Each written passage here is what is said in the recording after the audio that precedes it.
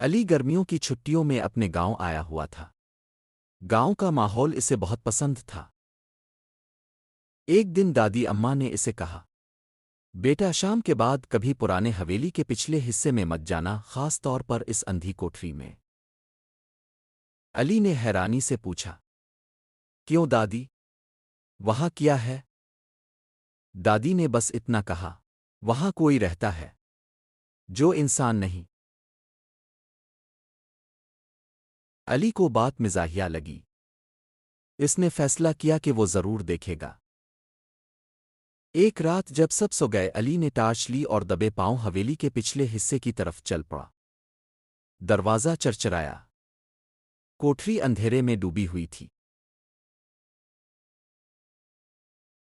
جو ہی علی اندر داخل ہوا، ٹارچ کی روشنی بند ہو گئی۔ اچانک اسے لگا کہ کوئی اس کے پیچھے کھڑا ہے۔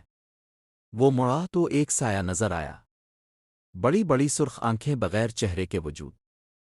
علی کی چیخ نکل گئی۔ وہ دوڑتا ہوا باہر نکلا۔ اگلی صبح وہ تیز بخار میں مبتلا تھا اور کئی دنوں تک صرف ایک بات دہراتا رہا، میں نے اسے دیکھ لیا۔ وہ حقیقت میں تھا۔ دادی اماں نے اس کے ماتھے پر ہاتھ رکھتے ہوئے آہستہ کہا، میں نے کہا تھا بیٹا، کچھ دروازے بند ہی اچھے لگتے ہیں۔ سبق: کبھی کبھی بڑوں کی باتوں پر یقین کرنا چاہیے، کیونکہ ہر کہانی کے پیچھے ایک سچ چھپا ہوتا ہے۔